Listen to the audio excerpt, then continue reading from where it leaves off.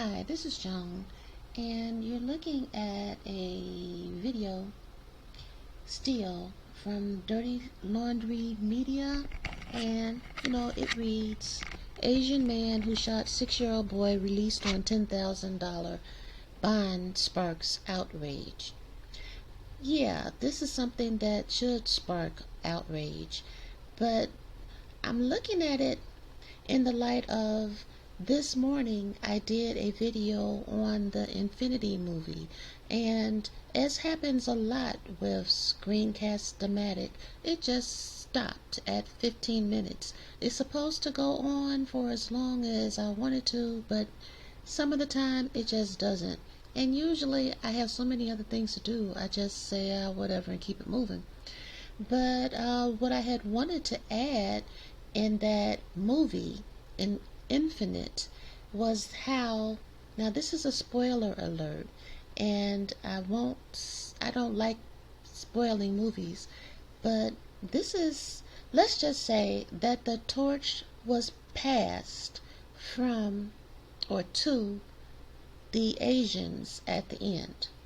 And I was going to comment on that. I was going to talk about Antoine Fuqua, how he is the executive producer of this film, and I stand corrected.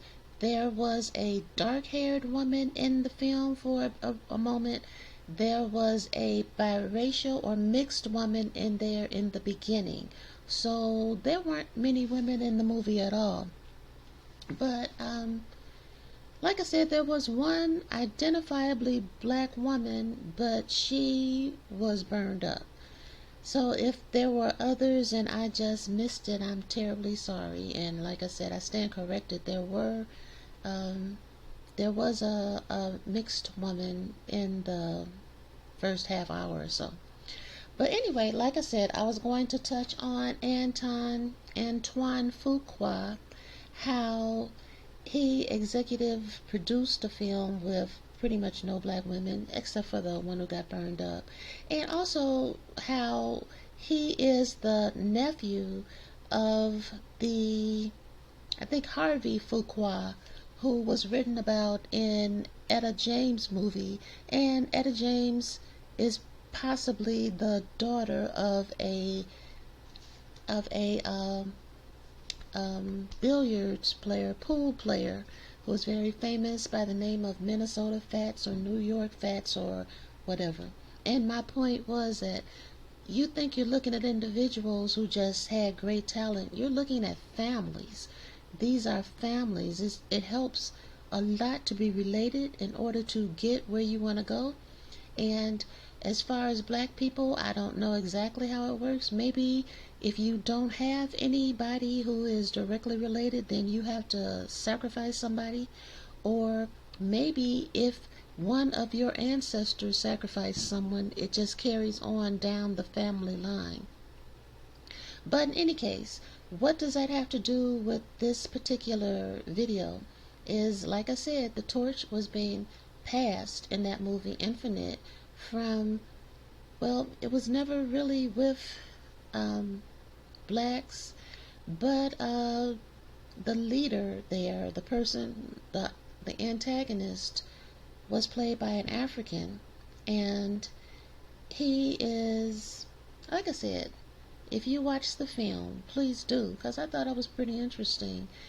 It was, the torch was passed on to Asians, basically from Mark Wahlberg. So it's passed from white to Asian, or maybe they're sharing it, but they defeated an African to do it. And this film also touched on DNA, how there's a disease, not a disease, how the African guy, the antagonist, how he has invented a, I don't know if it's a disease, no, it's a machine. He has invented a machine that kills everybody, kills all life, but it does it from the cellular level. Anytime people talk about doing anything involving your cells, they get my attention. That was another thing that I wanted anyone to look at in that movie and tell me what you think. But like I said, this reminded me this was just interesting to me that, you have all this sudden talk about blacks and Asians when black people really, even though I feel like Asians have given us a reason to not like them much, but for the most part, we support them. We are the reason that they are well to do in this country, for the most part. So even then, we don't have a problem with them. Now, for a while, there were many videos of black women going into Asian establishments and getting beat up. Nobody said let's pass laws saying don't beat up black women. Even black people generally didn't say that. But and also there are so many people considered Asian that your average black person would not consider Asian. So even that is strange. So for this to be happening at the same time, I think is very strange. And also that this little boy gets shot. Now, this is all, as I was saying in the last video, there are more things going on than we can really explain just using logic here, or logic that we know of. This is occultism some sort of way. I mean, I'm old school. Little boys don't wear pink. Little boys don't wear long braids. Little boys don't ride pink bicycles. And if you look also at, now, definitely do not think that I'm saying this boy should be shot for any of that. I think this is just strange. All of it is strange and horrible. But it's also weird. I mean, here's the Asian guy who shot the little boy through his window. You don't even care about your own window. I don't know. That's just weird. Maybe you have really good house insurance or something. I don't know. But anyway, he shot the little boy in through his window. He shot the little boy in his arm. And here is the little boy's father. Now, I kind of question his as far as occultism goes. I'm looking at his phone case. It's a bunch of diamond patterns. I'm also looking at, this is a very dark-skinned very dark-skinned guy. So you look at his child. This, I think, is a biracial child. Now, it was hard from the news clip I saw to get a good look at who the mother was. But also the neighborhood is strange to me. Like, what is all this stuff? Why do you have all these cars and things and swing sets? And when they show it, it's people running and stuff. And it looks like everybody in this neighborhood, besides the black father and the mixed son, seems to be white. So, except for, the Asian guy who shot out his window, which, as I said in another video, an earlier video, I think that a lot of times things happen to black people when they're the only black person somewhere. I mean, and as far as I can see, this dark-skinned black guy went with or married or had children with a white woman, moved to an exclusively non-black neighborhood except for him. That also is no reason to shoot anybody. Don't ever think that I'm saying that. I'm just saying that this is all very strange. And why is he so dirty? I mean, does he know he's going to be interviewed? That's strange. And what is this he's wearing? I can't get a good shot at it. But I think that a lot of things are happening, and they may not be planned by humans, but they're planned, period. Even the guy's address, which I can't get a good caption of it now, but the address of either the victim or the person who shot him is 1369. 13, I'm definitely know, everybody knows that's an occult number. 69, I'm not too sure of. But generally, the thing about the number 9 is anytime you add it to any number, it comes up to 9, to that number. For instance, you add 6 and 9, you get 15. Then you add 1 and 5, you're back to 6. And that happens with any number. So, you have two occult numbers in. You got the 13 and you've got the 6. And like I said, I can't figure out, why is he dressed like this? Why is the rest of the neighborhood so clear, but his in front of his house is all strange. It's got all kinds of stuff outside. And like I said, his phone case is weird. The little boy, now I admit I'm old school. Like I said, you don't dress little boys in pink, and you don't put long braids on them, and you don't put them on pink bicycles. But, times have changed. And like I said, why is the rest of this neighborhood all kind of uncluttered? And here you have all this stuff, which is, again, no reason to shoot somebody outside their windows. But, maybe the moral of the story, and maybe that wouldn't even count, but maybe you might want to, as African Americans, put your energy into building up black communities.